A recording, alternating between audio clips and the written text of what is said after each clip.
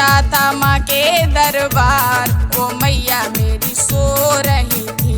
मैं पहुँचा था माँ के दरबार, वो मैया मेरी सो रही थी। बजे सुबह के थे बस 4, वो मैया मेरी सो रही थी। बजे सुबह के थे बस 4, वो मैया मेरी सो रही थी। मैं पहुँचा था माँ के दरबार, वो मैया मेरी सो रही थी। बजे सुबह के थे बस 4, वो मैया मेरी सो रही थी।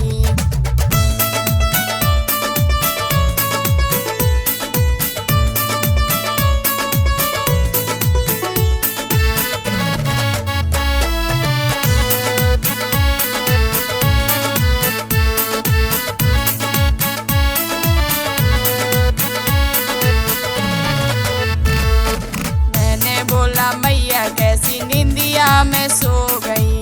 मैंने बोला मैया कैसी निंदिया में सो गई। हुआ है सवेरा मैया तुम कहाँ खो गई। हुआ है सवेरा मैया तुम कहाँ खो गई। मैंने बोला मैया कैसी निंदिया में सो गई। हुआ है सवेरा मैया तुम कहाँ खो गई।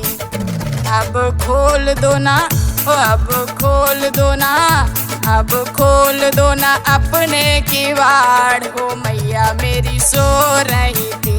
मैं पहुँचा था माँ के दरबार, हो मैया मेरी सो रही थी।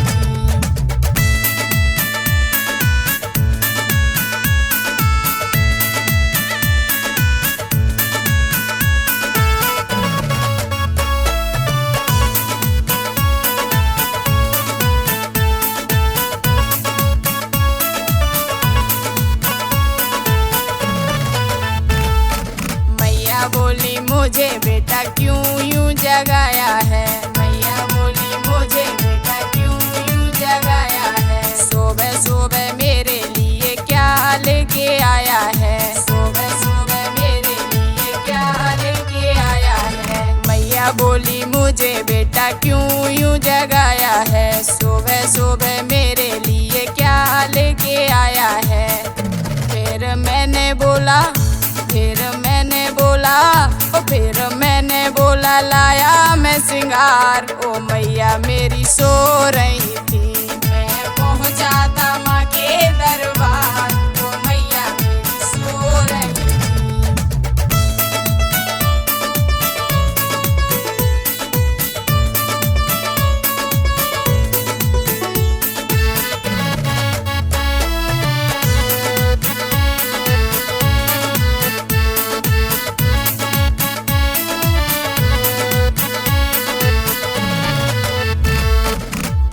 बारी मैंने माँ को नारियल चढ़ाया था। पहली बारी मैंने माँ को नारियल चढ़ाया था।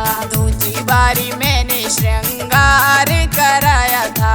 दूसरी बारी मैंने श्रृंगार कराया था। पहली बारी मैंने माँ को नारियल चढ़ाया था।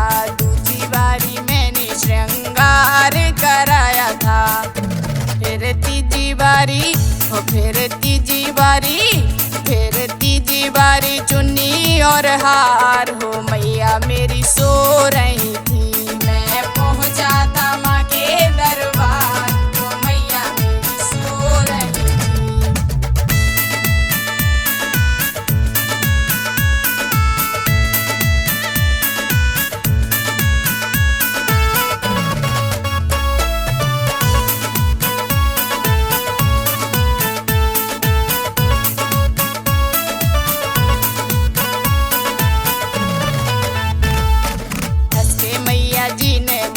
गले से लगाया था। हंसी मैया जी ने मुझे गले से लगाया था। प्यार सारा मैया जी ने मुझ पे लुटाया था। प्यार सारा मैया जी ने मुझ पे लुटाया था। ओ हंस के मैया जी ने मुझे गले से लगाया था। प्यार सारा मैया जी ने मुझ पे लुटाया था। फिर कर दी पूरी मधु कर दी पूरी, मधु कर दी पूरी तेरी अरदास।